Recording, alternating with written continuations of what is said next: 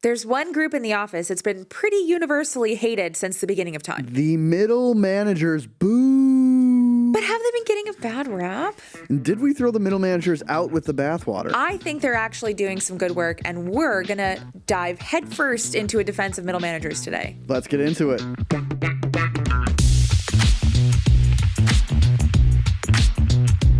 We'll get to managers in a minute, but first, Kyle, you know I've been a bit of a curmudgeon about using AI. Yeah, I'm aware, judging by the side eye you give me every time I bring it up. But honestly, I'm starting to worry that I've avoided it for so long that I'm getting left behind. You're not alone. A lot of people feel like they've missed their shot with AI or other tech, but it's never too late. It's about taking the first step. Okay, but where do you even start? You start by making it part of your routine. Udemy makes it simple to build practical AI skills one step at a time, learning how to apply them to work you already do. I actually just took the AI for Business Leaders course, and it gave me so many practical ways to start using AI right away. See, that's exactly what I need. Then check out udemy.com/personal-plan.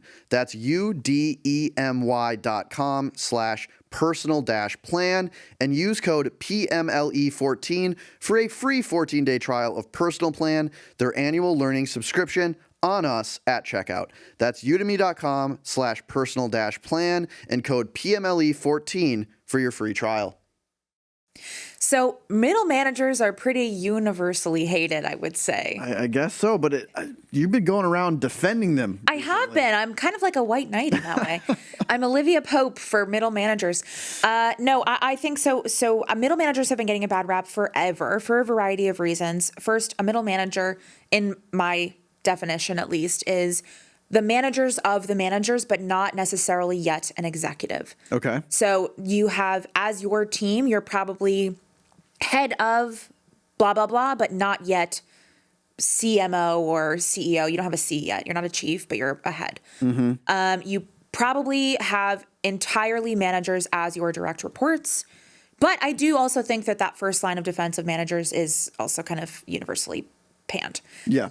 So all this to say, why are we talking about them right now? Well, there's been a shift, especially amid remote work, COVID, the last 5-ish years, layoffs, where they have been kind of the group that has been eliminated as like the most, I would say. So we're seeing a flattening of organizations.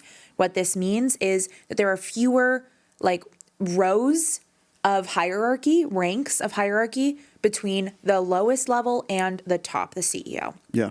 And it makes sense, right? Middle managers, it's sometimes hard to justify their impact. It is sometimes challenging to pay them. They're very, very expensive. They're usually quite senior, which means they have large pay packages. Yep. You look at them, you're saying, what's this person doing? They're just managing the managers. We could have, instead of the head of marketing or the head of, social, we could have the CMO just manage all of their people.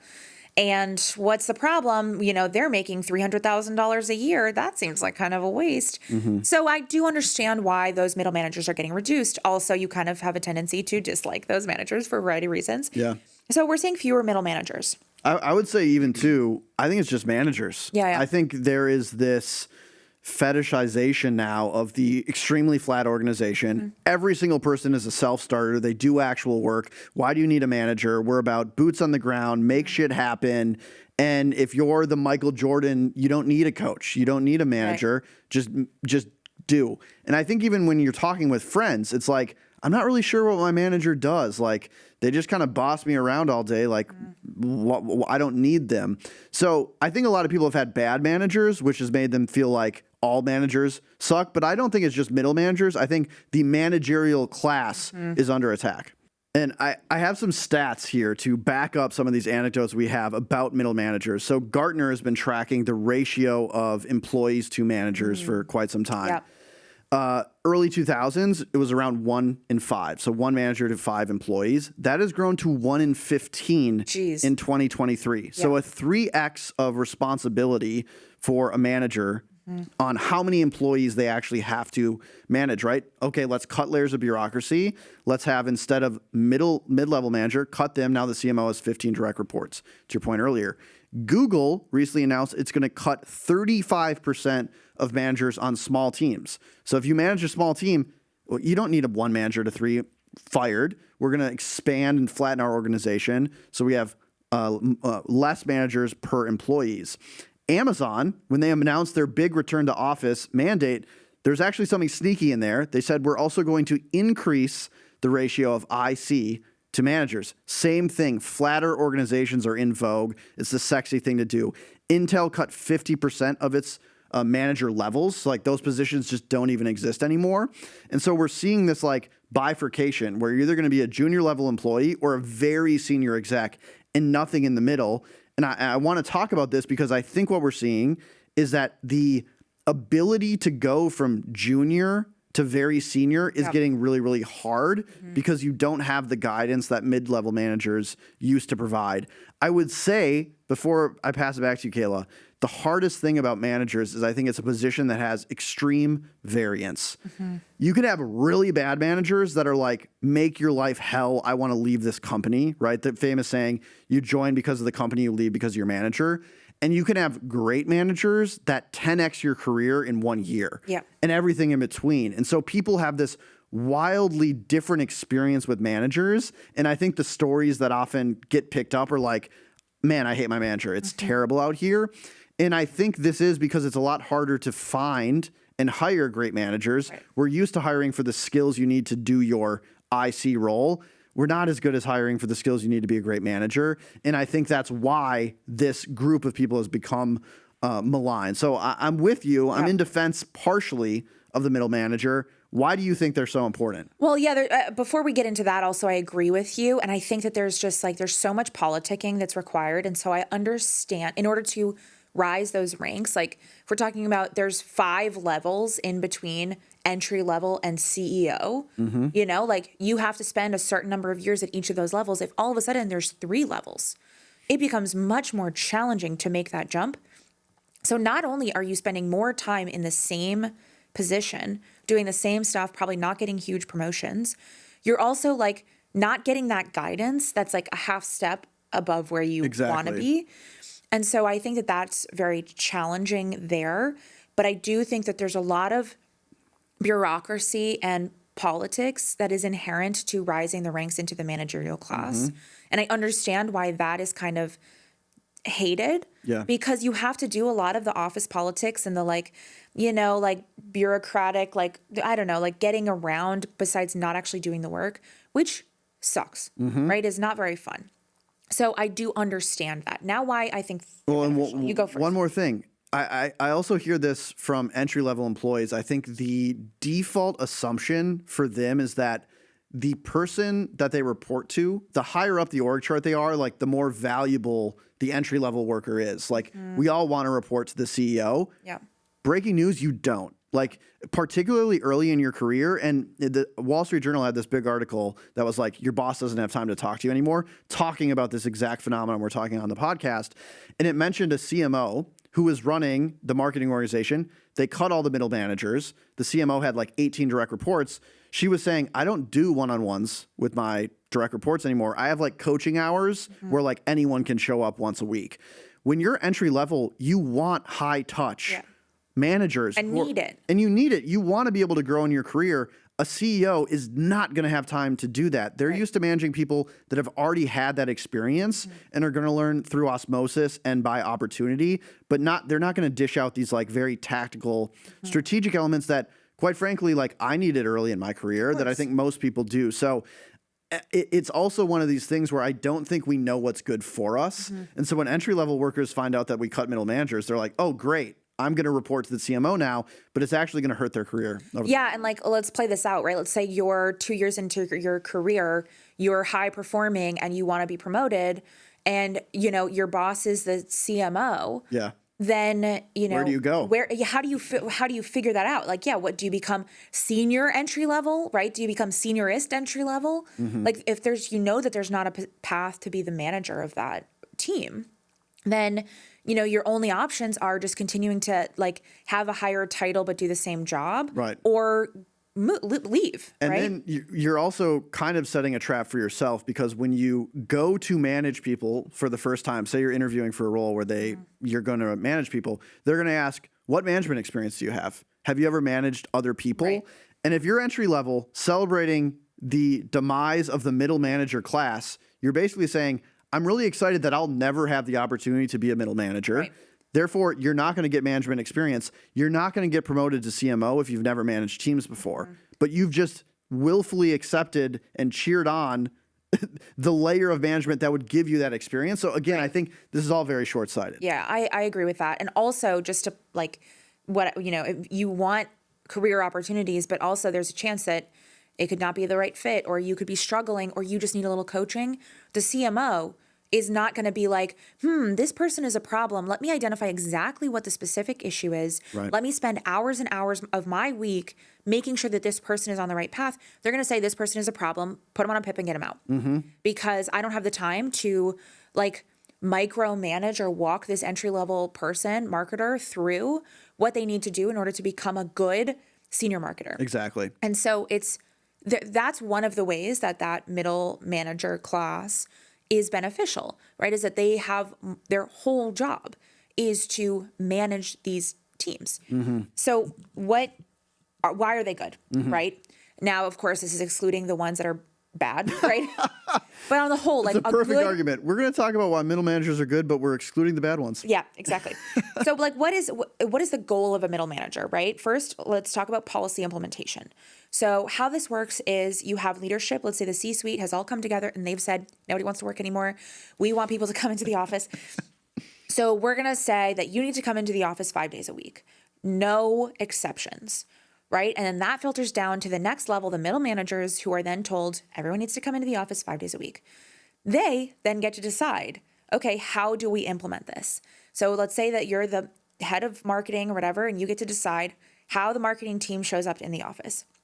Well, you are now basically the buffer between the leadership's policy decisions and the implementation for entry level. Let's say you decide that's bullshit. You don't need to be a marketer in office 5 days a week. In fact, the commute time means that you're spending less time, working on your stuff. And we're chatty, you're going to be chatting all the time. It's actually less productive. So what you can say is, the policy is 5 days a week, but 4 is not horrible. Yeah. But Friday, you don't have to come in. Yeah. Nobody's in. Just don't worry about it.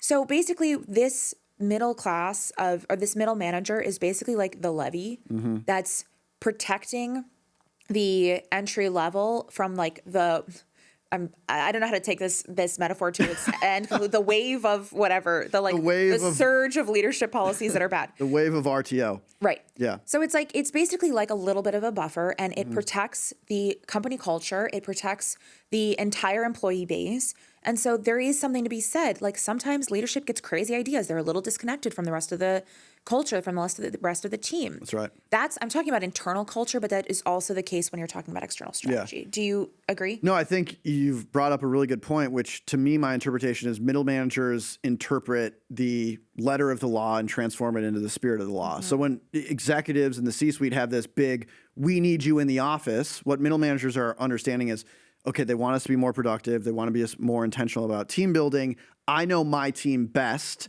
And for us to achieve that result, I actually don't think forcing people in 5 days a week will work. We're going to do 3, but we're going to all choose Tuesday, Wednesday, Thursday, something like that. So again, they take this spirit, the letter of the law, they transform it into the spirit, and they make sure it works for their team. That's very valuable. And if you remove that layer, you get something that's like, okay, we understand what you're trying to achieve, executives, but really it's hurting troops on the ground. Yeah, that exactly. Second is what you already mentioned, which is time to manage. When you reduce the person whose entire job is functionally, implementation of policies and strategy and managing of your team, all you have left is high-level implementation of strategy from the C-suite and execution, I guess, with no time to manage. So as you mentioned, if you go from 3 reports to 18, obviously you're not going to have any time to actually devote to their career. And we'll be right back after this. Okay, back to the show. And this is where maybe my hot take comes in. I actually think it's pretty lukewarm at this point. Companies used to be for life, right? You start as the janitor, you end up as the CEO. That's like the classic story, whatever. The expectation, let's say 20, 30, 40 years ago, is that you are at a company for the long haul. Yeah. Job hopping was not as expected. It wasn't the norm, and it actually implied that there was something wrong with you and not necessarily with the companies that you were working at. Obviously, that has changed, but in the olden days, they were incentivized because they knew they were going to have you forever to invest in your career, to invest in your growth, to make sure that you are doing the best that you possibly can, because that's going to literally impact them a quarter, a year, 5 years down the road. That has changed in the past, let's say 10 years. And as such, companies are less incentivized to invest in your career growth. Now, when it's an employee-centered market, job market, right? Employees can demand career growth investment.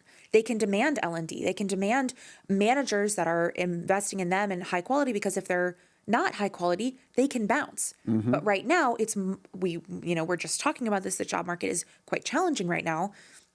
So the companies have a little bit of higher ground, and they can say, you're not developing as much as you want. Sucks. And so I think that there's this incentive, that this incentive mechanism has broken. Yeah.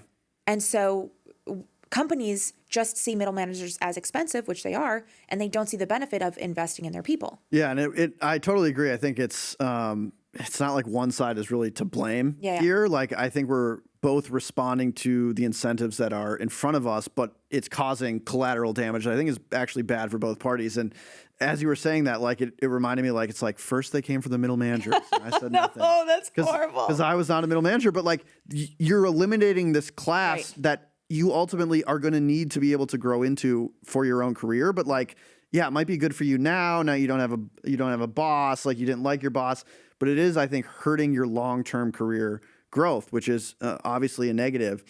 The other thing in this Wall Street Journal article that I think was really interesting, and my take on this is, I think companies realize that someone's going to train you, someone's going to help you if you're struggling. But if we just eliminate the manager title, we just pay everyone less, but like someone's going to pick up the slack. The Wall Street Journal article was literally saying how companies were like, just ask your peers. And so basically what we're saying is like, okay, we found a hack. We fire the managers, and then we just have peers train themselves, and they're going to do that, but we don't have to pay them more because they don't have a better title. And so we get the same result for less money. That's pretty shitty. And it's going to be, one, I think you're underinvesting in the training necessary to give managers to really get the most out of other people in their career. But two, like, you're just kind of abusing the employee to have them train other people but not paying them more. Eventually that's going to burn everyone out. So I have come around to a defense of middle managers, even though I didn't want to. And I think you raised some really good points. Yeah. And I think the reality is that bad managers in general are so horrific that it can taint your perception of the role in itself. Whereas I think a really good middle manager is like one of the best positions that you can have in a company. So right now it's like, okay, everyone's excited about the lack of middle managers, maybe except for the middle managers who just got let go. But it's gonna give it 2 years, and I guarantee the people that are currently entry level will be middle managers. And in this article as well, I mentioned like hiring Michael Jordans earlier. That was actually a quote from one of the companies I was interviewed in the article saying, well, if you just hire Michael Jordans, you don't need coaches, which is funny because he famously had a coach. Famously had a very famous coach, Phil Jackson, which was known for getting the most out of his players, including Michael Jordan. So not sure where that analogy went wrong, but in a few spots. But what I do think is the issue is companies thinking they're going to solve their talent problem only by hiring the best. And unless you are an Apple, a Nike, a NVIDIA, who have brand recognition, that high quality talent that can get any job in the world will go to work for you, you're much more likely to succeed by developing an in-house strategy to take quote-unquote unremarkable people and make them remarkable. How do you do that? Through great managers and building a pipeline of talent internally. Also, those people are likely to be very loyal to you because, hell, you gave them a chance. You surrounded them by great managers. You let them grow in their career. That's why those people are going to stick around. I think this idea that any Joe Schmo company can hire the single best person on the planet that doesn't need a manager and is a rock star from day one, good fucking luck. The companies, unless you're those select few that are going to succeed, are the companies that can build the best middle manager class, to get employees early in their career, grow them, turn them into brand loyalists, and watch them rise in the ranks of their company. That's the winning formula for 99% of the company. Unfortunately, the stories of the companies we hear about are the 1% that, yeah, they can get the talent that doesn't need a manager. Right. Yeah, I agree. And I also think that those companies have then the scale and the scope and the funds to invest in those best in class entry level individuals and make them into great managers also. Exactly. Listen to the companies I named that were cutting managers. Google, little old company you've heard of. Everyone wants to work for Google. Their talent density is through the roof. Amazon, talent density through the roof. Intel, maybe used to be talent density through the roof. No disrespect to Intel, but these are companies that can afford to do this because they can get a high quality talent that maybe, hell, they've been manager somewhere else and now they're an IC there and they're willing to make that step down, quote unquote. Yes. I just don't think a normal company can do this strategy. I agree, but it's also interesting that, like Google, Amazon, maybe not Amazon, but Google for sure, you get this there's been this rest and vest mentality for a while. Yeah. And so I do wonder if they've built up such a strong hierarchy with such deeply encoded politics and this managerial class. Imagine you had 100 of the valedictorians from across the country. From Palo Alto High School. And every single one of them wants to be the best. And so the way that you reward that is through grade inflation functionally, right? You work really hard and then you get the manager position, but then there's every single person wants the manager position. So you want to encourage your best in class talent to stay with you. You continue to promote up and then you continue to promote out because now all of a sudden you have, every manager has a single employee or every manager has 2 people and they're super young. You're I could see how that bureaucracy could build out to an unsustainable level because these people are so driven that they need maybe that external validation of the promotions and the managerial ranks, rising through the ranks.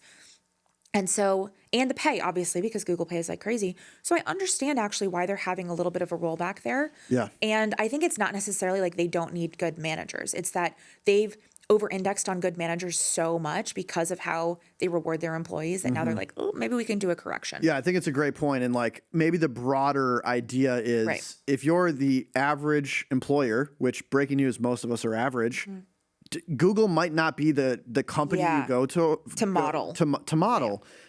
This reminded me, I moderated this panel, or I interviewed this woman who worked for Penske, the trucking company.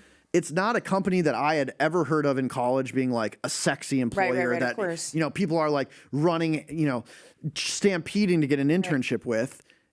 And her perspective was so fascinating. It's really relevant in this conversation. They had people at Penske that worked there 30 plus years. That was the norm. And I was like, how did you develop this culture where people are staying around? You don't often hear about that in today's society. And they said, we have a wonderful training and development program. We give people tons of opportunities to jump around. We give people management experience early, and we have a culture of promoting from within. And that's actually allowed them to, 1, have an incredible culture, people that loved Penske. 2, actually have employees that stick around for a long time, bucking the trend we see elsewhere. And to me, I would try to emulate Penske and not Google because you're probably more like Penske than Google. And I just thought that was such a unique kind of counterintuitive strategy that flies in the face of what we're seeing here, but it seems to be working really, really well for that company. So let's say that you're in a company that is eliminating some middle managers. You feel like you're in this flattening organization. What should you do about it? Well, if I was early in my career and I was at a company that was eliminating middle managers, I think it can go one of 2 ways. If you have no desire to be a manager ever in your career, and God bless you, that's a totally fine choice. It depends on the company. Maybe you are going to have a little more autonomy now. You can have a little more freedom. You can really go heads down. And if they're paying you the extra money they've saved because they don't have a manager, if you're being rewarded, I think that's good. If you're an early career employee and your goal is to one day manage a team, run a division, run a company, and you want to build management experience, the writing's on the wall. Where are you going to go at that company? Nowhere. Right. There's no mid-level manager position for you to get promoted into. So yeah, then I would start looking for a job where I feel like I am going to get the opportunity to manage someone, or, bring it up to your employer like, hey, the writing's on the wall. I see it right here. Like, we just cut a bunch of managers. I eventually want to be a manager. Can I be a manager at this company, or is that not an option? Right. They're going to tell you. And so it is funny because I think it's like we're getting the condition we didn't want if I'm an employer by cutting mid-level managers, Right. because now more people have to leave to go find management experience. If you wanted retention and you wanted to keep your best people, Yep. you probably have to have a place for them to go, which is mid-level managers. Yeah. So I'd go the Penske route and build internal talent growth strategies. I think that's much more sustainable. It's much more realistic, and you're going to have some pretty good results. I really like that. I think that makes a lot of sense.